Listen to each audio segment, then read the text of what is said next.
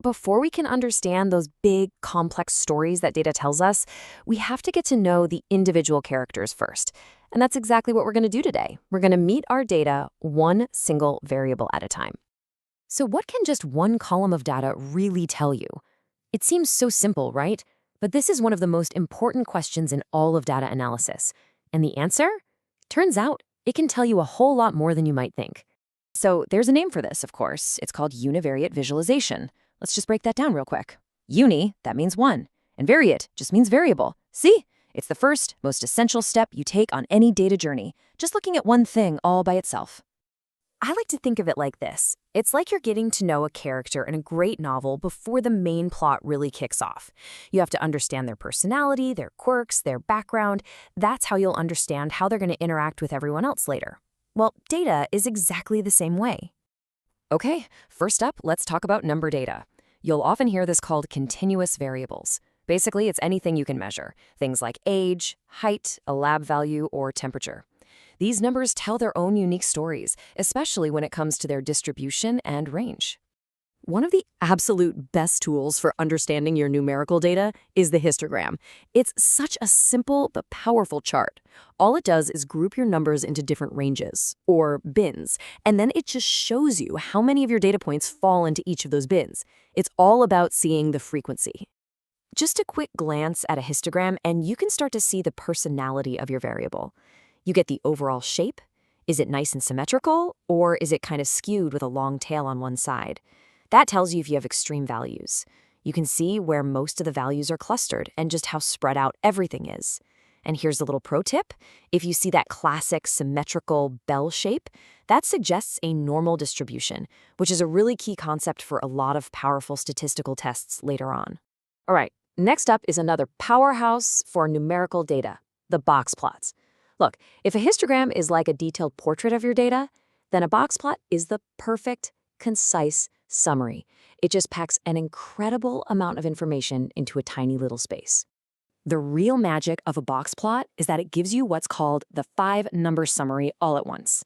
It shows you the absolute minimum value, the maximum, the median, that's the one right in the middle, and the first and third quartiles.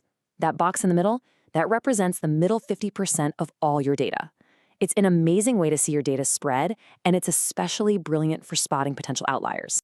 All right, so we've covered numbers, but what about data that isn't a measurement but represents groups or labels? Well, that's our second major data type, categorical data. We're talking about things like different treatment types, patient demographics, or maybe different outcomes. Now, the undisputed champion for visualizing categorical data has got to be the bar chart. Its whole purpose is super simple and clear. It lets you compare the number of items, the frequency, across all your different categories, right there, side by side. And this is a perfect example of why they work so well. Looking at these medical outcomes, your eyes just immediately go to the tallest bars, right? You can instantly see which categories are the most common and compare them to the others without even thinking about it. But sometimes you don't just want to compare the counts. Sometimes you want to see how a whole group is divided up into parts. And for that, we've got two great options, the classic pie chart and the kind of newer waffle chart.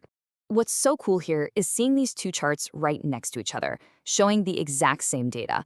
On the left, you've got the pie chart with its slices. We've all seen those. But look at the waffle chart on the right. It uses a grid of squares. And for a lot of people, it's actually way more intuitive to compare those blocks than it is to try and judge the angles of the pie slices. So you've got your data, you know what your variable is, but which chart should you use? It can feel like a lot of choices, but luckily there's a really simple rule of thumb you can follow. Here's the key takeaway, the bottom line. Always match your chart to your data type. If your variable is numerical, something you can measure, your best bet is going to be a histogram or a box plot.